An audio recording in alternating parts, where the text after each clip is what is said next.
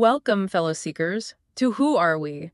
This is the space where we listen for those echoes of understanding, across the vast corridors of time. It's always great to be diving in again. Absolutely. And today we're embarking on a really fascinating deep dive, actually inspired by a question from one of you listening, a curious mind we're calling the learner. Ah, yes, the query about Plato and the Greek myths. That really caught my attention too. It did, didn't it? The learner was exploring these incredible, vibrant, ancient Greek stories and hit upon this puzzle. Plato, the great philosopher, seemed, well, deeply uneasy with these very narratives. Uneasy is a good word. Maybe even anxious. Anxious, yes. So for the learner, and really for all of us who think about how stories shape us, let's try to unpack Plato's concerns today. Let's trace the responses they triggered through history. And maybe figure out what that whole ancient debate whispers to us now. And hey, if this journey into myth and meaning sparks something in you, please do like and subscribe. It helps us keep exploring together. Definitely. So where do we start with Plato's problem with the myths? It's this core tension, isn't it?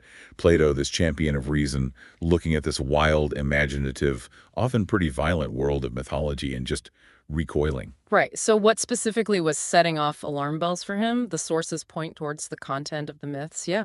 Absolutely. It's all there, especially in the Republic. Plato had this really strong conviction about the divine, about God, or, the ultimate good. He believed it had to be perfectly Good good. and unchanging. Good and the cause only of good things, never evil. But then you look at the myths. I mean, Zeus stirring up trouble in Homer, gods tricking mortals, Hesiod's story of Cronus, well, castrating his own father, Uranus. Yikes. Not exactly paragons of virtue. Not even close. They're depicted as capricious, sometimes vengeful, definitely morally ambiguous. Plato just couldn't square that with his idea of perfect divinity. He insisted the divine could only be a source of goodness. So where did evil come from then, in his view? From other causes, not from God. He specifically took issue with lines like one from Aeschylus, suggesting Zeus implants guilt in humans. For Plato, that was just wrong. Blasphemous, almost. Okay, so that's the first big principle. God is good, only causes good. What was the second? The second principle was that God must be truthful and unchanging, absolutely constant. Why was that so important? Well, he argued that a perfect being wouldn't need to lie or deceive, and it wouldn't constantly change shape or form like the gods in Homer are always doing, Zeus showing up as a swan or a shower of gold. Yeah, endless transformation. Exactly. Plato saw that as fundamentally inconsistent with a simple, stable, perfect, divine nature. Lies, deception, shape-shifting. Yeah. These just didn't fit with supreme goodness and truth. So he essentially saw the myths as fake news about the gods, like dangerous falsehoods. That's a pretty good way to put it, actually. He accused the poets of composing false stories, of fundamentally misrepresenting the divine. Distorted portraits, he called them. And that succession myth you mentioned, Uranus, Cronus, Zeus, that cycle of violence at the very top. That was a prime example of what he found intolerable. It depicted the ultimate divine authority being founded on, well, horrific cruelty and rebellion. How could that provide a stable moral foundation for society? It really makes you think about the foundational stories we tell ourselves, even now. What impact did they have? Plato was intensely aware of that impact. His goal was education mousecae, he called it, which included literature and music aimed at cultivating virtue and piety. And stories were central. So if the stories weren't teaching the right lessons? They had to go. Myths that didn't meet his strict theological standards, banish them from the curriculum. This is where his really controversial call in the Republic comes from, to actually banish the great epic poets like Homer. Wow. Banishing Homer and Hesiod, that must have sounded utterly radical. Oh, completely. He knew it was controversial, but he justified it on pedagogical grounds. He argued that stories shape the soul, especially when you're young. Like imprinting a pattern. Exactly. The very first stories need to impress the right patterns: truthfulness, self-control, reverence for the divine, and parents. If the myth showed gods lying and heroes throwing tantrums, what message did that send? It's a powerful argument about the responsibility of storytellers, isn't it? But wasn't there a bit more nuance? Didn't he sometimes engage with myths differently? Yes, there's definitely nuance there. In the Cratylus dialogue, for instance, he plays around with etymology, the origin of words. He tries to find deeper, more acceptable meanings hidden in the names of gods and heroes. Like trying to polish them up a bit? Sort of. He connects Uranus's name to looking upwards or a pure mind, trying to give even the problematic myths a kind of moral or intellectual gloss. But he does it cautiously, almost playfully, saying he's uttering oracles. So a hint that maybe there's something valuable there if you dig deep enough. Perhaps. And then in the Phaedrus, you have Socrates explicitly refusing to rationally explain away the myth of Erythea being snatched by the north wind. He just brushes it off. He says he doesn't have time for that kind of debunking. He'd rather focus on self-knowledge, know thyself, than get tangled up in rationalizing myths. It shows this oscillation in Plato. Between rejecting the literal story and maybe sensing some symbolic depth. Exactly. Rejecting the formless chaos or immorality, but perhaps open to reinterpreting potential symbolic meanings. It's complex. What was driving this complex reaction? What were the deeper philosophical gears turning? Fundamentally, it connects to his core philosophy. His belief in this ultimate reality of truth, goodness, and beauty, summed up in the form of the good. The highest form.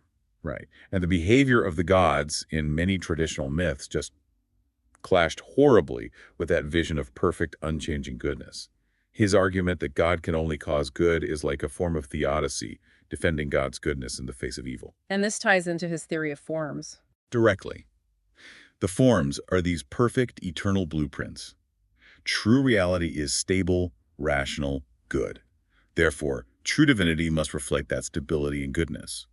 The messy, emotional, shape-shifting gods of myth just didn't measure up to the perfection of the forms. So a truly good, perfect, divine being wouldn't lie or cheat because those actions are inherently unstable, imperfect. They don't align with the form of goodness itself. You've got it. And pedagogically, as we touched on, this was critical. Musica wasn't just entertainment, it was character training. He deeply feared that tales of cheating gods and, backstabbing heroes would seep into young minds unconsciously. Instilling the wrong values without anyone even realizing it. Precisely. Mythology provides a culture's moral background radiation, if you like. And for Plato's ideal city, the Callipolis, you needed citizens with virtue, so you needed virtue-supporting myths. Were there specific things he wanted cut? Oh, yes. He mentions heroes weeping excessively over death, portraying them as cowardly. Stories of gods laughing uncontrollably, or tales of adultery among gods and heroes. All out. The soul, he said, is like soft wax in youth. Easily molded. Very easily.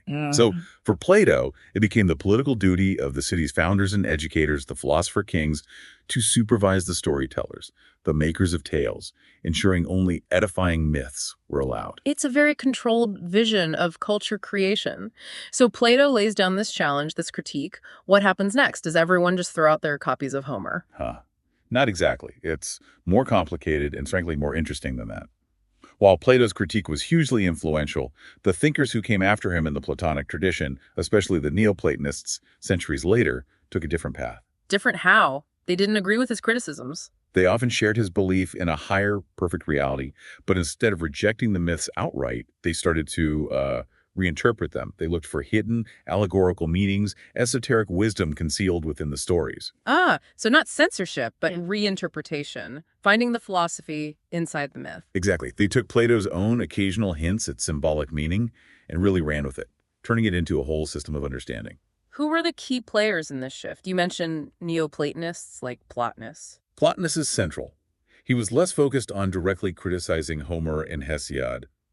Maybe by his time, the myths were seen less as literal truth anyway. Instead, he used mythological ideas philosophically. Can you give an example? Sure. He famously interpreted Plato's own creation myth in the Timaeus, the story of the demiurge crafting the cosmos, as an allegory for the divine intellect, or nous, contemplating the eternal forms and bringing order to matter. So the myth becomes a symbol for a deeper philosophical process. Precisely. And he'd treat figures like Zeus not just as a thunder god, but as representing divine governance or cosmic order. Athena becomes wisdom, even Odysseus' long journey home in the Odyssey. Yes. What about Odysseus? Plotinus saw it as a powerful allegory for the soul's difficult journey away from the material world, back towards its source, the ultimate reality he called the One. The mythic narrative mirrors the soul's inner odyssey. Wow. That completely reframes the story. And others followed this path. Oh, yes. Porphyry, Plotinus' student, was even more explicit with allegory. He wrote a whole treatise interpreting Homer's description of a cave visited by nymphs as symbolizing the soul's incarnation into a physical body and its eventual escape. So the entire mythological heritage becomes a kind of code. A veiled language, exactly. Well, Something that needed philosophical decoding, philosophical exegesis, not dismissal. There were also connections with Hermetic traditions, which also offered positive, abstract allegories from myths like Cronus, representing intellect folding back on itself. It sounds like they were trying to rescue the myths in a way. Keep the stories but align them with Platonic ideals. That's a great way to put it. They often talked about an exoteric or outer meaning for the masses, and an esoteric inner meaning for philosophers. It echoes Plato's elite masses distinction, but they appropriated the myths as sacred enigmas rather than censoring them. Did they see Plato himself as part of this tradition? Absolutely. Later, Neoplatonists started analyzing Plato's own myths, the allegory of the caves, the myth of about reincarnation with the same intensity, seeing them as divinely inspired narratives mirroring ultimate truth. They tried to integrate Plato's philosophy fully with the mythological tradition, seeing the universe emanating from the One, with different divine levels corresponding both to Platonic principles and the traditional gods. So Plato the critic becomes Plato the mythmaker in their eyes. In a sense, yes. And some later Neoplatonists, like Iamblichus, went even further. They emphasized the importance of traditional sacred rites, theurgy, which used mythic symbols and actions, arguing that these rituals were essential for connecting with the gods, perhaps even surpassing reason alone. So myth and ritual become necessary partners to philosophy. For someone like Iamblichus, yes. The myths and rituals were like the body of religion, working alongside the philosophical soul to achieve union with the divine. Fascinating. What about Plato's immediate successors back in the academy? Did they follow his lead on censorship? Well, the sources suggest more of an intellectual exploration. Plato's nephew, Speusippus, who took over the academy, apparently wrote on comparative theology, looking across different traditions. Xenocrates identified the Olympian gods with mathematical concepts or celestial bodies. Kind of intellectualizing them. Exactly, and allegorizing by equivalence.